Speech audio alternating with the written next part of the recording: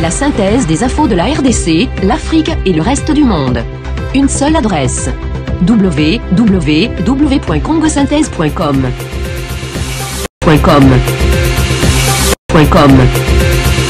Une ONG britannique demande à Kabila de reconnaître publiquement l'ampleur de l'utilisation de la torture sexuelle en RDC.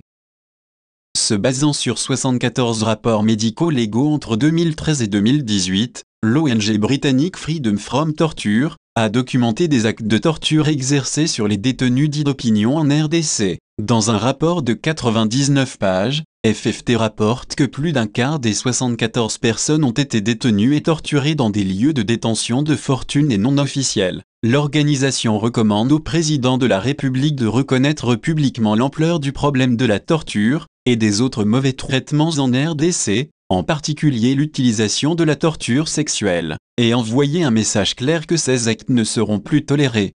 Au total, il s'agit de 49 femmes et de 25 hommes. Plus d'un tiers d'entre eux étaient âgés de 25 ans et moins. 5 personnes étaient mineures quand elles ont été détenues. La plupart habitaient dans la capitale congolaise, Kinshasa, et tous ont été détenus et torturés à cause d'activités politiques ou de défense des droits humains, effectuées par eux ou les autres.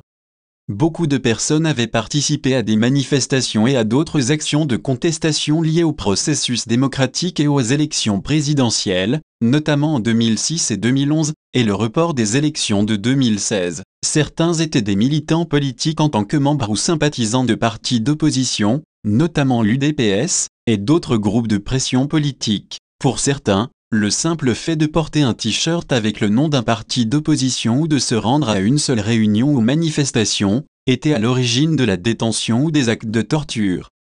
L'ensemble des dossiers présentés dans ce rapport démontre une très forte incidence de torture sexuelle. Les hommes et les femmes ont décrit ce qui semble être une pratique régulière et endémique de viol dans une grande variété de lieux de détention. Le viol est pratiqué ouvertement, et en toute impunité par de multiples personnes. 65 hommes et femmes ont révélé avoir fait l'objet de tortures sexuelles, dont tous sauf 2 ont été violés, viol vaginal, anal et oral, et au moins une fois. Cela représente 85% de l'ensemble des cas, 94% des femmes et 68% des hommes. Plus de la moitié des personnes ayant été violées ont décrit des épisodes de viol en réunion. Compte tenu des difficultés éprouvées par de nombreux survivants pour reconnaître avoir subi des viols, le chiffre réel est peut-être encore plus élevé. La nature violente, soutenue et répétée des agressions sexuelles a provoqué des blessures physiques et psychologiques profondes, ajoute le document. Freedom from Torture appelle la communauté internationale à envoyer un signal fort au gouvernement de la RDC, indiquant qu'aucune forme de torture ou de mauvais traitement avant, pendant ou après les élections de décembre 2018 ne sera tolérée, et sera condamnée dans les termes les plus forts possibles. L'ONG demande au gouvernement congolais de mettre fin immédiatement à la pratique de la torture et des mauvais traitements et à lancer des enquêtes rapides, approfondies et impartiales sur toutes les accusations portant sur de tels traitements, et de s'assurer que les auteurs et complices présumés de tels actes soient traduits en justice. La réunion des opposants à Genève, pour désigner un candidat commun pour l'élection présidentielle du 23 décembre. Une réunion décisive se tiendra, à partir du mercredi 7 novembre à Genève, en Suisse, entre les leaders des 7 principaux partis et regroupements politiques faisant partie de la coalition électorale. Coalition qui a été mise sur pied lors du conclave organisé du 23 au 25 octobre à Pretoria, en Afrique du Sud. Le rendez-vous de Genève va simplement servir à l'entérinement du choix du candidat commun, sur lequel le groupe des 7, Ensemble, MLC, UDPS, UNC, Dynamique, CNB-Sienco, et Nouvel Élan, se seraient déjà mis d'accord avant de passer à table. Choisir entre les 4 candidats validés, à savoir Félix Tshisekedi, Vital Kamerhe, Martin Fayulu, et Freddy Matungoulou. Quant au programme commun de l'opposition, Jean-Bertrand Awenga, membre de la plateforme Ensemble, assure qu'il est déjà élaboré. Le programme commun de l'opposition est déjà là. En Afrique du Sud, les partis de l'opposition avaient réaffirmé leur engagement à travailler ensemble pour proposer un seul candidat à la présidentielle, en vue de remporter ce scrutin. Après les étapes préliminaires de Bruxelles, Johannesburg et Kinshasa, c'est donc à Genève que se joue le dernier round des discussions relatives au choix du candidat commun de l'opposition à la présidentielle. les principaux ténors de l'opposition assurent que chaque candidat président devra mettre de côté son ego pour sortir cet oiseau rare, capable de tenir tête à Emmanuel Shadary. Des pressions énormes, indiquent des sources diplomatiques, ont été exercées sur les 7 ténors de l'opposition pour que la candidature commune de l'opposition devienne enfin une réalité avant le 21 novembre, date de lancement officiel de la campagne électorale.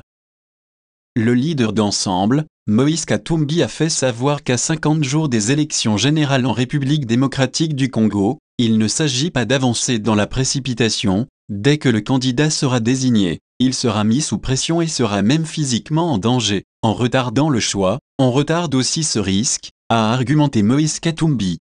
Cependant, la désignation d'un candidat commun de l'opposition ne suffira pas à son succès. Encore faudra que les autres candidats s'investissent corps et âme dans la campagne électorale pour le faire triompher. Pour cela, ils doivent mutualiser leurs moyens logistiques et financiers. Noël Tchiani contre Emmanuel Shadary. Le débat du siècle, et de tous les enjeux.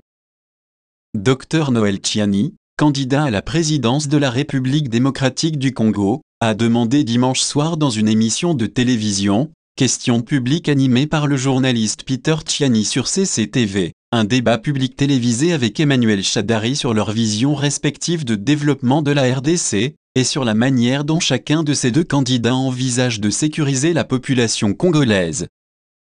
Noël Tchiani est de l'opposition pendant qu'Emmanuel Shadary est de la majorité au pouvoir. Un débat entre les deux personnalités permettrait au peuple congolais de connaître la différence entre leurs visions respectives, ainsi que sur les politiques que chacun entend mettre en œuvre pour développer la RDC et sécuriser le peuple congolais. Déjà, il est permis d'affirmer que ces deux candidats sont très différents tant par leurs éducations, leurs expériences, leurs origines, leur parcours et leur perception de la politique et du futur de la RDC.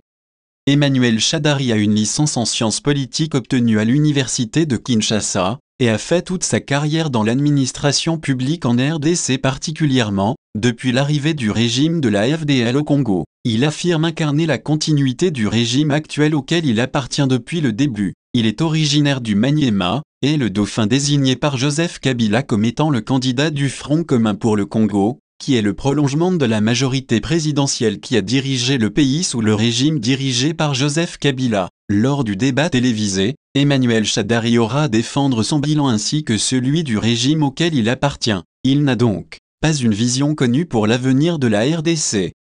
Noël Tchiani a un doctorat en sciences économiques obtenu à l'université de Paris 9, Dauphine en France, et a fait toute sa carrière professionnelle aux États-Unis d'Amérique dans les banques commerciales et d'investissement à New York, ainsi qu'à la Banque mondiale à Washington en tant que fonctionnaire international. Spécialiste du développement, il est reconnu pour avoir redressé les économies de plusieurs pays en Afrique, en Asie, en Europe de l'Est, dans les Caraïbes et en Amérique latine. Il est l'auteur du plan Marshall de Noël Tchiani pour la reconstruction et le développement de la RDC, une vision de développement de 800 milliards pour amener la RDC au niveau des pays émergents en 15 ans. Homme nouveau, il n'a jamais participé à la gouvernance de la RDC, qu'il accuse d'être la source des malheurs des Congolais. Il accuse les politiciens congolais d'avoir trahi la nation et d'être égoïstes au détriment du pays et de la population. Il est originaire du Grand Kasaï, et n'a jamais travaillé pour, ni avec le régime Kabila, et incarne la rupture par rapport à la gouvernance du pays,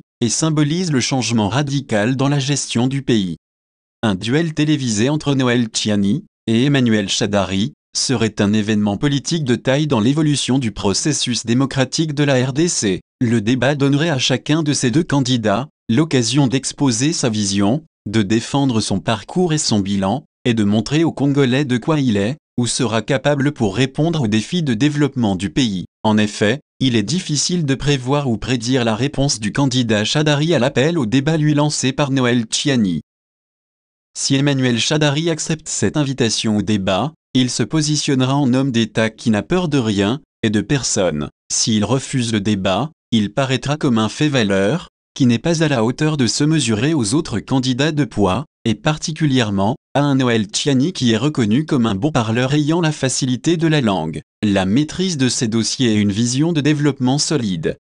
Dans un cas comme dans un autre, Noël Tchiani marque les points en montrant qu'il est à la hauteur de la fonction présidentielle, n'a peur de personne, et a une vision défendable et est prêt à affronter n'importe qui pour gagner l'électorat congolais par des idées, plutôt que par des coups bas au-dessus de la ceinture. Dans le cas du débat, la démocratie congolaise aura gagné énormément en prestige, dans la forme et dans le fond. En attendant la réponse d'Emmanuel Shadari, le suspense est permis. Congo Synthèse. La synthèse des infos de la RDC, l'Afrique et le reste du monde. Une seule adresse. www.congosynthèse.com.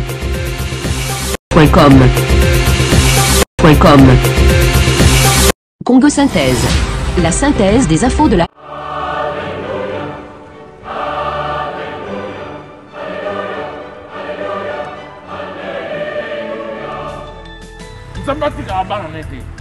Bota la solution ya sikezwami pona bato bazopele na kisasa.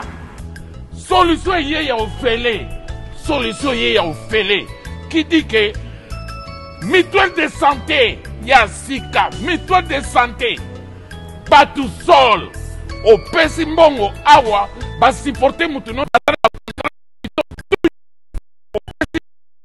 kuna bakesalele examen ofele, consultation ofele, traitement ofele, un bête hôpital ofele na kisasa. Pour 150 livres par patient, vous bénéficierez d'une couverture médicale pendant 1 an. Consultation gratuite pendant 1 an. Examens médicaux gratuits pendant 1 an. En cas d'hospitalisation, la mutuelle vous prend en charge pendant 10 jours. Pour bénéficier de cette offre, enregistrez les membres de votre famille à partir du mois d'octobre jusqu'à fin décembre 2018. Avec mutuelle de santé, bateau sol. Kebako.